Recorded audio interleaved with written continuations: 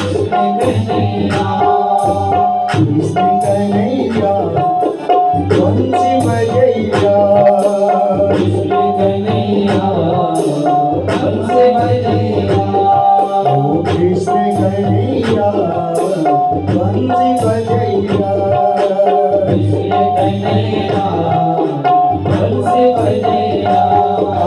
तन भलो तन भलो लगलो मेरू कृष्ण कन्हैया, तन भलो लगलो मेरू कृष्ण कन्हैया। कृष्ण चंद्र भगवान की जय। हे तस्मदा परम किंचित, भागवत की कथा के लिए आया। अगर वास्तव में अपने मन को शुद्ध करना है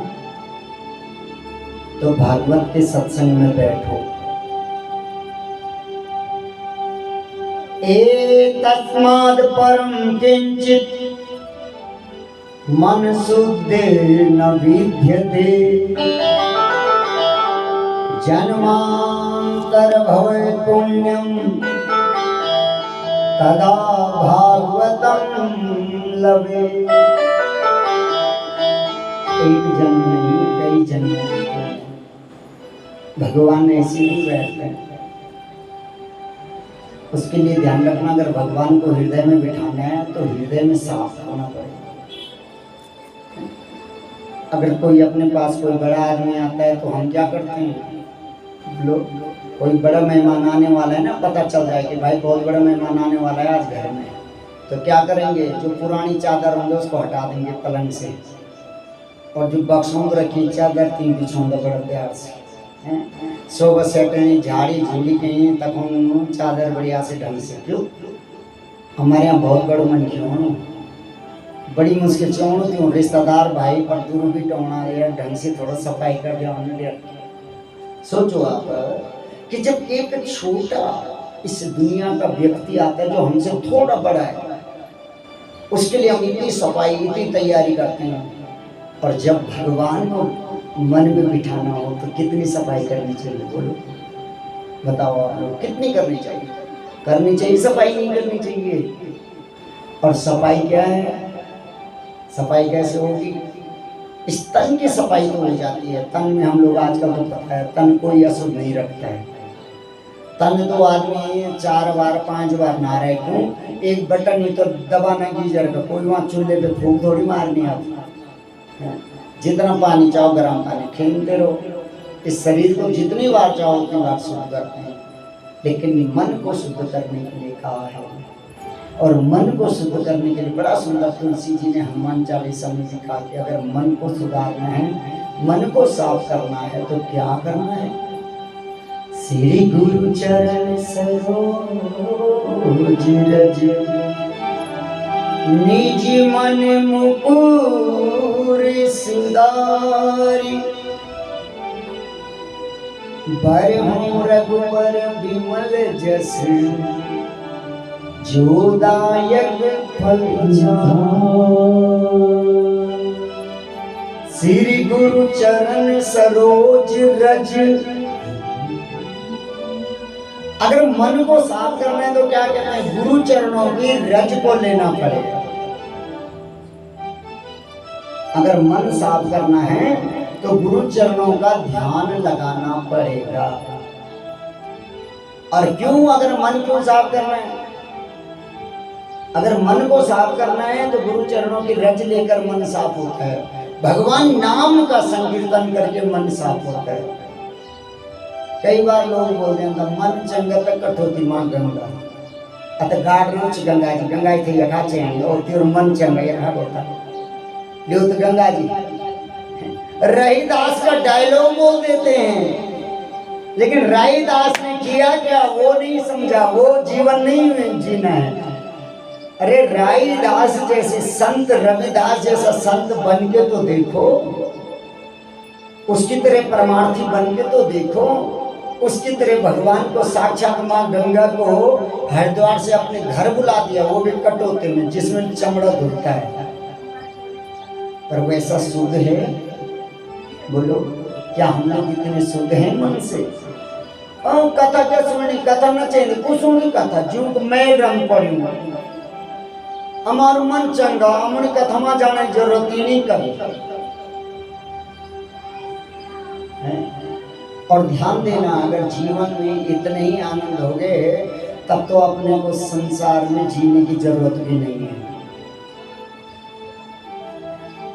मन चंगा कभी हो ही नहीं सकता है, कारण क्योंकि विकार के लिए मैंने आपको कल भी कहा, दो इंद्रियां हमारे विकार हमेशा भरते रहती है मन में। मैंने कल कहा था ना आपको, एक हमारी आंखें, देखने से भी मन बिगड़ता है और सुनने से भी। हम अगर किसी के बारे में सुने बहुत अच्छा आदमी, और सारे गांव में ऐसा माहौल बनाए कि बहुत अच्छा आदमी बहुत अच्छा आदमी, तो जो अनजान आदमी भी आएगा ना वो भी कहेगा अरे उनके गांव में कोई है अच्छा और कोई नहीं है।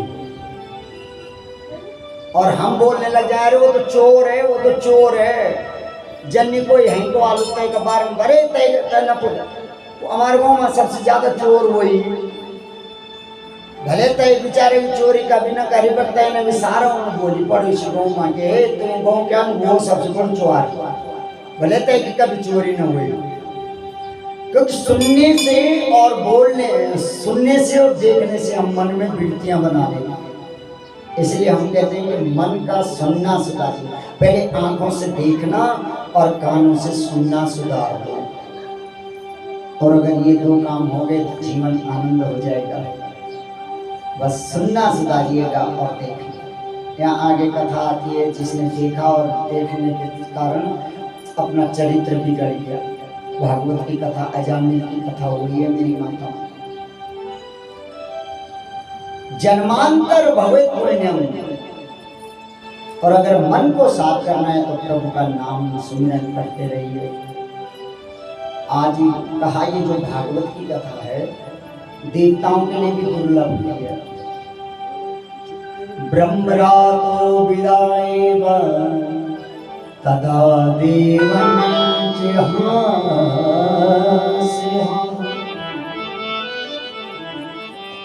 कहा देवताओं को भी कथा दुर्लभ कैसे? तो बड़ा सुंदर उदाहरण दिया कि एक बार जब परीक्षित को कथा सुना रहे थे, गंगा के तट पे कथा होने लगी। मेरी माताओं ध्यान देना, सुखदेव महाराज जी बैठ गए, आसन लग गया, कथा शुरू होने लगी।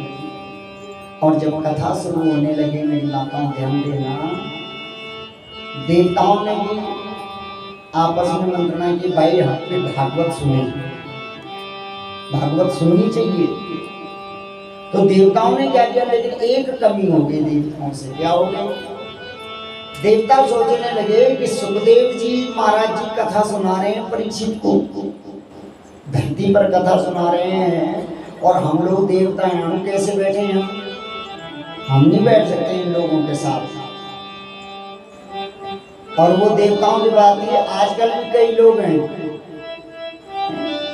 आजकल भी कई लोग हैं, हम तो ये बड़ा मन के हम आज बैठ गए लोग लगड़ी गाँव का छोटा मोटा बैठे कथा सुनना, और तक हम के नोन तक चपरा हम नंदई जनकन जब हम तो वीआईपी जब सुनते कथा।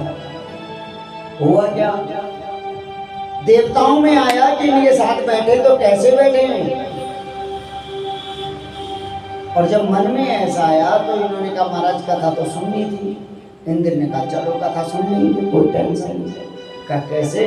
कहा ऐसा करते हैं, परीक्षित को कथा सुना रही हैं सुखदेव जी, तो हम ऐसा करते हैं परीक्षित को अमृत पिला देते हैं और अपने आप कथा सुनते हैं। अब क्या किया, देवलोक से अमृत लेके आ गए, और जब अमृत लेके आए तो आज देना चाहते हैं परीक्षित को।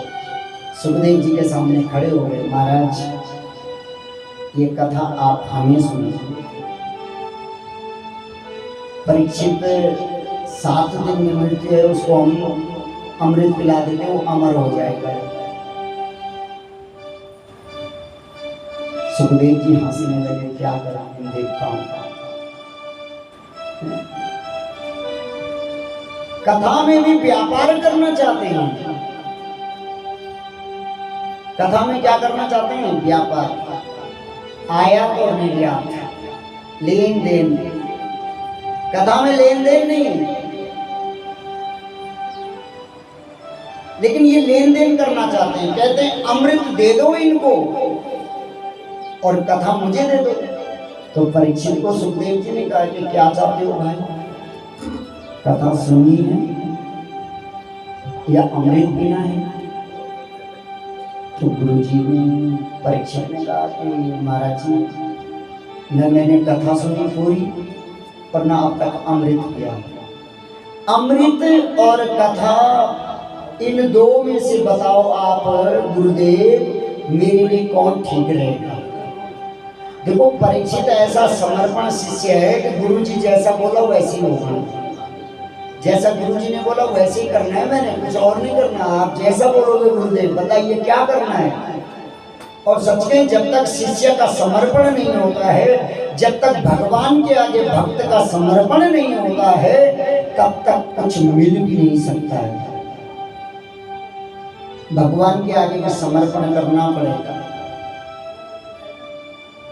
बड़ा सुंदर उदाहरण आता है कि अगर हमें प्यास लगी है ना, अगर हमें बहुत प्यास लगी है, तो बताइए जल का पात्र अपने से ऊपर रखना पड़ेगा ना, मुंह के ऊपर? बोलो, रखना पड़ेगा? नहीं, मुंह पात्र के नीचे रहता है ना। जो भी बर्तन होगा पानी का, उससे नीचे अपना मुंह रखना पड़ेगा। और अगर कोई गंगा के किनारे जल पीने चले जाए और सोचे कि पानी तो पीना था पर झुकना नहीं है, तो बोलो पानी पी के आ जाएगा? बताइए, अगर गंगा के किनारे झुकना नहीं चाहता है तो क्या वो व्यक्ति पानी पी सकता है वहां गंगा जी से? झुकना पड़ेगा ना वहां पर। तो आप चाहे हाथ झुकाओ चाहे सर झुकाओ, तब जाके पानी आएगा मुंह में। उठाना पड़ेगा, पानी को ऊपर रखना पड़ेगा और अपने मुख को नीचे, तब जाकर के पानी।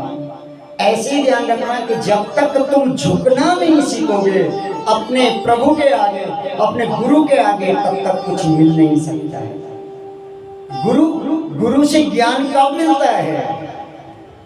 ध्यान रखना, गुरु से ज्ञान तब मिलता है जब अपना गुरूर किनारे कर दोगे। समझ गए बात? और जब तक गुरूर ज्यादा है ना, चाहे धन का है, चाहे अपनी संपत्ति का है, चाहे अपने सुंदरता का है, और अगर गुरूर रहेगा तो गुरु से ज्ञान नहीं मिल सकता है। जब तक अहंकार रहेगा तब तक ज्ञान नहीं मिल सकता। इसलिए अहंकार त्याग कर, तब कृपा हो सकती है गुरु चरणों की, कृपा हो सकती है ईश्वर चरणों की, नहीं तो कृपा बड़ा मुश्किल। आज का गुरुदेव आप बताइए मुझे क्या करना चाहिए? अमृत पीऊं? अच्छा, दोनों में अंतर क्या है?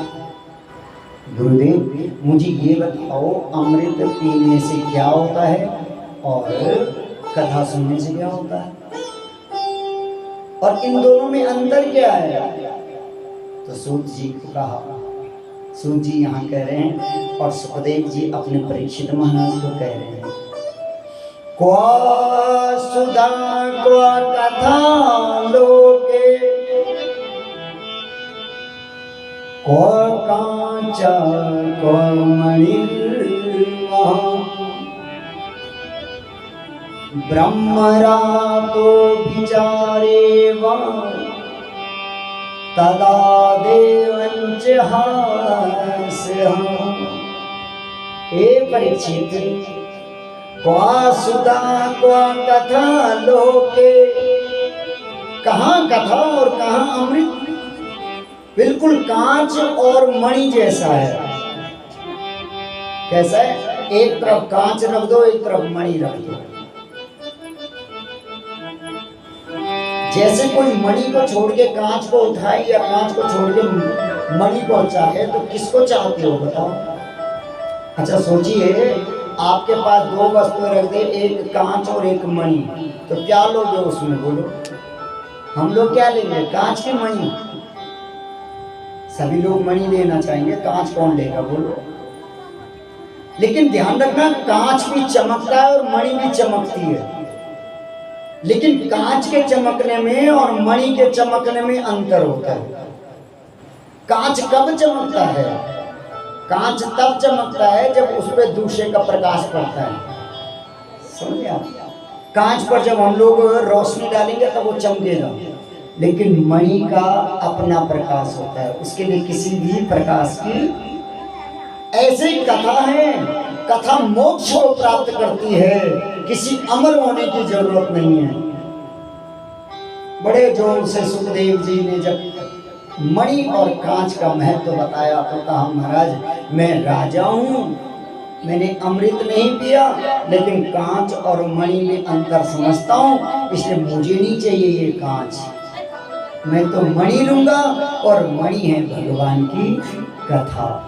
बोली कृष्णचंद्र भगवान की जय। जय श्री राम, जय जय श्री राम।